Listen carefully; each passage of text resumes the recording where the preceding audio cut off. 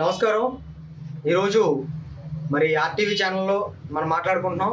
మరి పాలకొల్లు నియోజకవర్గంలో మరి మేము ఎంతో సంతోషంగా ఉన్నాం. ఎందుకంటే మరి రాష్ట్రంలో 175 నియోజకవర్గాల్లో మొట్టమొదటి గెలవబోయేది జనసేన కూటమి అభ్యర్థి నిమ్మల రామానాయుడు గారి సీటు అన్న విషయం అందరికీ తెలిసిన విషయమే.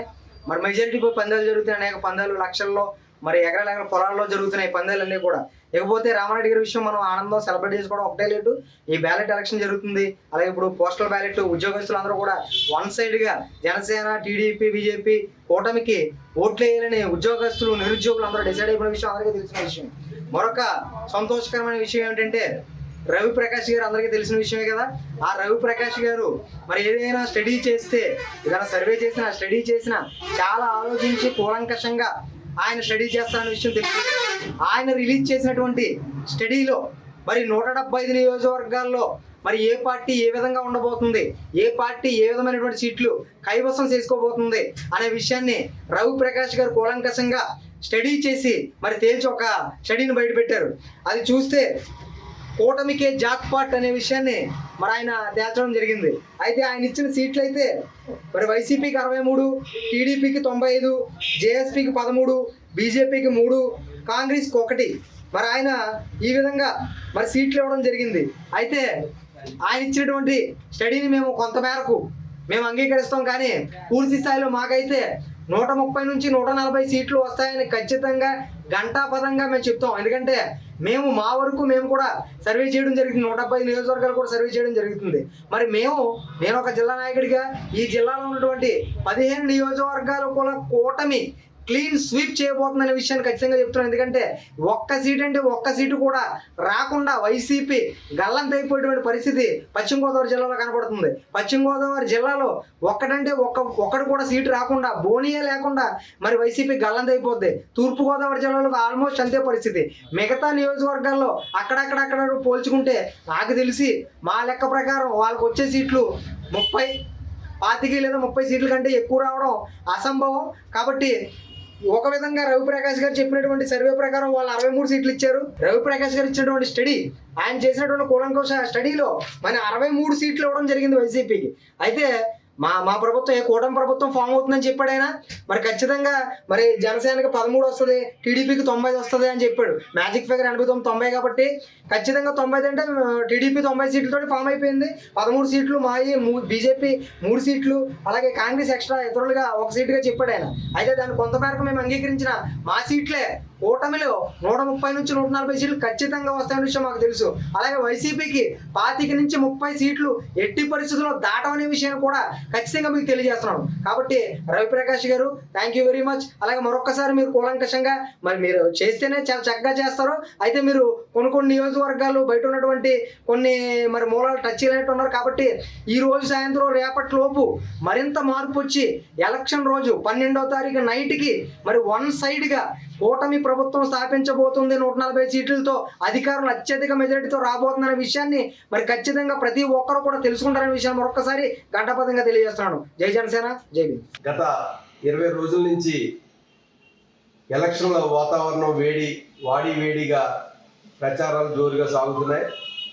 నిజంగా మేము తిరుగుతున్నటువంటి ప్రతి గడపకి వెళ్తుంటే అందరూ కూడా ఈసారి మేము కమలానికి వేస్తాం, అలాగే కూటమి అయినటువంటి ఇక్కడ సైకిల్కి వేస్తాం అంటున్నారు.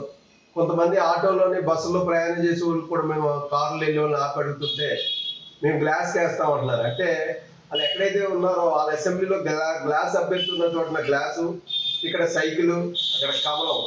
నిజంగా మా కూటమి చాలా చక్కగా జనాలలోకి వెళ్ళి ఈ కూటమి అయితేనే రాష్ట్రం రేపొద్దున దేశం బాగుంటుందని ప్రజలు తీర్పు ఇవ్వడానికి సిద్ధంగా ఉన్నారు. మొన్న రీసెంట్గా ఆర్టీవీ రవి ప్రకాష్ గారి స్టడీ 111 కూటమిలకి అనౌన్స్ చేయడం జరిగింది. అలాగే మన టీడీపీ 95, జనసేన 13, బీజేపీ 3 చెప్పారు. కానీ దానికన్నా ఎక్కువే మేము కైవసం చేసుకోవడానికి, అలాగే ప్రజలు తీర్పు ఇవ్వడానికి సిద్ధంగా ఉన్నారని తెలియపరుచుకుంటున్నాం. అలాగే పార్లమెంట్ స్థానం ఇవాళ దేశంలోనే మన రాష్ట్రంలో మన పాలకొల్లు నియోజకవర్గంలో కూటమైనటువంటి అభ్యర్థి సైకిల్ గుర్తు నిమ్మల రామానాయుడు గారు తెలుగుదేశానికి మొట్టమొదట విజయం మొదలవుతుంది. అలాగే పార్లమెంట్ అభ్యర్థి అయినటువంటి శ్రీనివాస్ వర్మ గారు కూడా అత్యధిక మెజార్టీతో మా పార్లమెంట్లో ఇవ్వడం జరుగుతుంది. ఇది జరగడం తథ్యం ఖాయం. జై హింద్, జై భారత్. ఆర్టీవీ CEO రవిప్రకాష్ గారి స్టడీ చేసి మొన్న రిలీజ్ చేసినటువంటి సూచనగా ఆయన చెప్పినటువంటి ఫలితాల తాలూగా చూసాం. తెలుగుదేశం పార్టీకి 95 స్థానాలు, జేఎస్పీకి 13, బీజేపీకి 3, వైఎస్ఆర్ కాంగ్రెస్ పార్టీకి 63. అంటే కూటమి విజయం సాధించే దిశగా ఉందని చెప్పేసి ఆయన స్టడీ చేసి చెప్పడం జరిగింది. ఆయన స్టడీలో ఆయన చేసే టైంకి ఉన్నటువంటి పరిస్థితులు గ్రౌండ్ రిపోర్ట్ బహుశా అలా ఉండొచ్చు. కానీ తెలుగుదేశం పార్టీ కూటమికి ఈ మేనిఫెస్టో ప్రకటించిన తర్వాత ఎలక్షన్ వన్ సైడ్గా మారినట్టుగా పరిస్థితులు కనబడుతూ ఉన్నాయి. ఎందుకనంటే రాయలసీమ దగ్గర నుంచి ఎక్కడ చూసినప్పటికి కూడా మళ్ళీ చంద్రబాబు నాయుడు గారు వస్తే మరి పోలవరం కానీ, రాజధాని కానీ, మరి అదేవిధంగా వైజాగ్ సిటీ కానీ అన్నీ కూడా డెవలప్ చేయబడతాయి. ఈ యొక్క వృద్ధులకి 4,000 రూపాయలు ఇవ్వడం కానీ ఇలాంటివన్నీ కూడా మేనిఫెస్టోలో అయినా మళ్ళీ చేయటం. అదేవిధంగా మరి కేంద్ర నాయకత్వంలో ఉన్నటువంటి అమిత్ షా గారు ఈరోజు వచ్చి ప్రసంగించడం అన్నీ చూస్తూ ఉంటే ఎలక్షన్ వార్ వన్ సైడ్గా ఉంది. అయినప్పటికీ కూడా రవిప్రకాష్ గారు పూర్వం మరి TV9లో ఉన్నప్పుడు కానీ ఎప్పుడు కానీ ఆయన ఏ ఒక్క స్టడీ చేసినప్పుడు కూడా ఫలితాలు వెలువరించినట్టు కూడా వాస్తవానికి దగ్గరగా ఉండేటటువంటి పరిస్థితులు ఉన్నాయి. ఆయన ఒక వారం 10 రోజుల క్రితం చేసిన దాన్ని 2-3 రోజుల క్రితం రిలీజ్ చేశారు. ఇంకా ఎలక్షన్కి మనకు ఒక 8 రోజులు టైం ఉంది కాబట్టి ఈ 8 రోజుల్లో ఊహకు అందనటువంటి విధంగా మరి కూటమి పుంజుకునేటువంటి పరిస్థితులు ఉన్నాయి. తప్పనిసరిగా రాబోయేటటువంటి కాలంలో కూటమి 150 నుంచి 156 స్థానాల్లో గెలవబోతుంది. ఇది సత్యం. ఈ యొక్క రాబోయేటటువంటి కాలంలో జగన్మోహన్ రెడ్డి గారిని ఆంధ్రప్రదేశ్ ప్రజలందరూ కూడా మూకుమ్మడిగా ఇంటికి పంపించడం ఖాయం. నమస్తే అండి.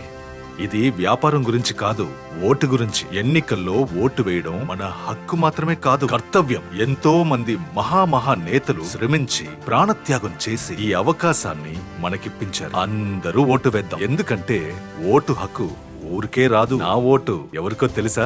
అది సీక్రెట్ అండి.